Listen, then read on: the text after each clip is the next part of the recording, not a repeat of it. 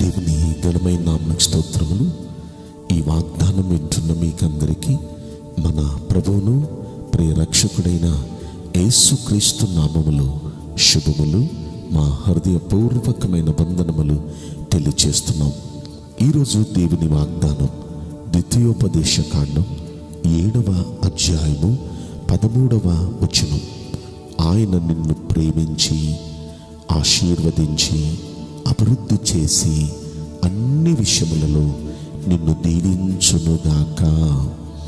ఈ మంచి వాగ్దానం మంచి దేవుడు మనందరి వెనుకడిలో నెరవేర్చునుగాక. ఆమేన్. ప్రియ దైవ జనాంగమా, ఆయన ప్రేమిస్తే మనకెంత బాగుంటుంది.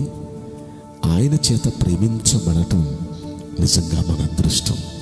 ఆయన అంటున్నారు, ఈ రోజున మనల్ని ఆయన ప్రేమిస్తున్నాను అంటున్నారు. ప్రేమించి ఆయన ఏం చేస్తారంట? మనల్ని ఆశీర్వదిస్తారంట. ఆశీర్వదించడమే కాదు, అభివృద్ధిలోకి తెస్తారంట. అభివృద్ధిలోకి తేవడమే కాదు, దీవిస్తారంట. అన్ని విషయాల్లో అక్కడ అంటున్నారు, నీ గర్భఫల విషయములు, భూఫల విషయములు, ద్రాక్షారసము విషయములు, నూనె విషయములు, పశువుల విషయములు, గొర్రె మందల విషయములు, మేకల మందల విషయములు, అక్కడ అన్ని విషయాల్లో ఆయన దీవిస్తాను అంటున్నారు. ప్రియ దైవ జనాంగమా, ఆయన ప్రేమను పొందుకోవటం నిజంగా అది ఎంత అదృష్టం. ఆయన మనల్ని ప్రేమించాలంటే మనం ఏం చేయాలి? ఆయన ప్రేమిస్తే ఇవన్నీ చేస్తారు. ఆయన ప్రేమించాలంటే మనం ఏం చేయాలి? 9వ వచనంలో మనం చూస్తాం, మన దేవుడైన యెహోవాను మనం ప్రేమించాలి. ఆయన్ని మనం ప్రేమించి మనం ఏం చేయాలి? ఆయన ఆజ్ఞలన్నిటినీ అనుసరించి నడుచుకోవాలి. నిజంగా దేవుణ్ణి ప్రేమించేవారు ఆయన ఆజ్ఞలన్నిటినీ అనుసరించి నడుచుకుంటారు. బైబిల్ గ్రంథము యోహాను శుభవార్తలో మనం పరిశీలిస్తే అక్కడ ఒక మాట అంటారు, ఒకడు నన్ను ప్రేమించిన యెడల అతడు నా ఆజ్ఞలను గైకొనును, అప్పుడు నా తండ్రి కూడా వానిని ప్రేమించును అనే మాట మనం యోహాను శుభవార్త 14వ అధ్యాయంలో 23వ వచనంలో మనం చూస్తాం.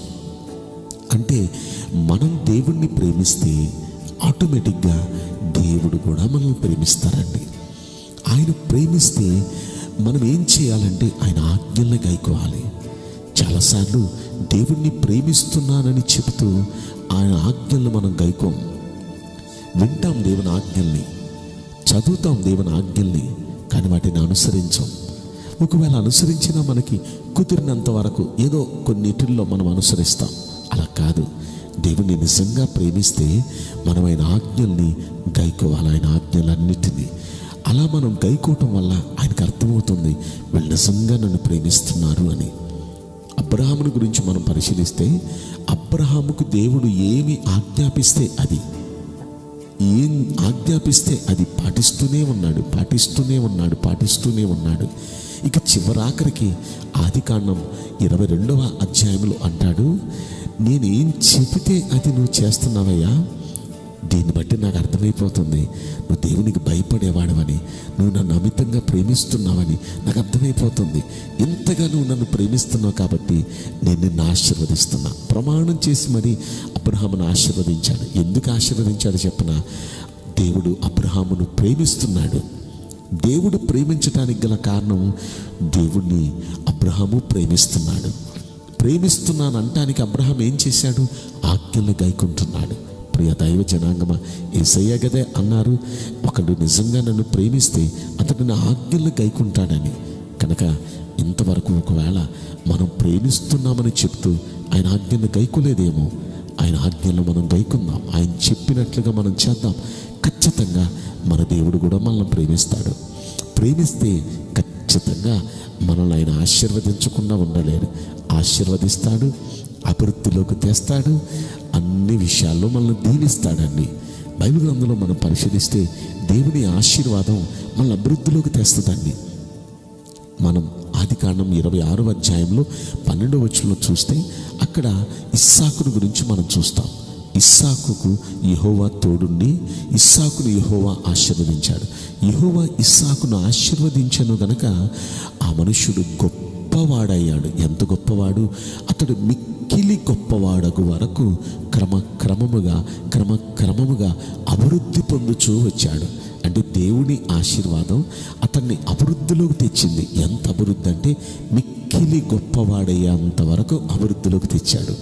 అభివృద్ధిలోకి తెచ్చి దీవించి ఆశీర్వదించాడు. ప్రియ దైవ జనాంగమా, ఇవన్నీ ఇస్సాకుకు దేవుడు చేయటానికి గల కారణం ఏంటో చెప్పన? ఇస్సాకు దేవుని ఆజ్ఞలు గైకున్నాడు. వాళ్ళ తండ్రి అబ్రహాము దేవుని ఆజ్ఞను గైకున్నాడు. ఇస్సాకు, నిన్ను నేను ఆశీర్వదించడానికి గల కారణం ఏంటో చెప్పన? నీ తండ్రి అయిన అబ్రహాము నా ఆజ్ఞలను నా విధులను గైకున్నాడు అని చెప్తాడండి. 26వ అధ్యాయం ఆదికాండం 5వ వచనంలో మనం ఆలోచిస్తే, అలా గైకున్న కారణాన, ఇస్సాకు కూడా గైకున్న కారణాన దేవుడు ఇస్సాకును ఆశీర్వదించి అభివృద్ధిపరిచి అన్ని విషయాల్లో దీవించాడు. ఈ రోజున మనం కూడా ఆయన ప్రేమిద్దామండి. ఆయన్ని మాటలతో ప్రేమించడం కాదు, ఆయన క్రియలతో మనం ప్రేమిద్దాం. క్రియలతో అంటే ఎలాగా? ఆయన వాక్యాన్ని మనం అనుసరించి నడుద్దాం. వాక్యాన్ని అనుసరించి నడవటం వల్ల క్రియారూపకంగా ఆయన్ని ప్రేమిస్తున్నామని మనం చూపిస్తున్నాం. ఖచ్చితంగా ఆయన మనల్ని ప్రేమించారు, మనల్ని ఆశీర్వదిస్తారు, అభివృద్ధి చేస్తారు, అన్ని విషయాల్లో మనల్ని దీవిస్తారు.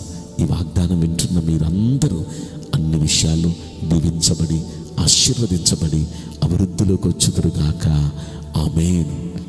నేను మీకోసం ప్రార్థన చేయబోతున్నాను. పరిశుద్ధుడా, ప్రేమగల యేసురాజా, మీ పరిశుద్ధ బంగారు పవిత్రమైన నామమునకు నిండు మనసుతో కోట్ల కొలదిగా స్తుతులు స్తోత్రములు వందనాలు చెల్లిస్తున్నాం. ఈ వాగ్దానం వింటున్న ప్రియులను మీరు ప్రేమిస్తున్నారు. అందరికి మీకు స్తోత్రం.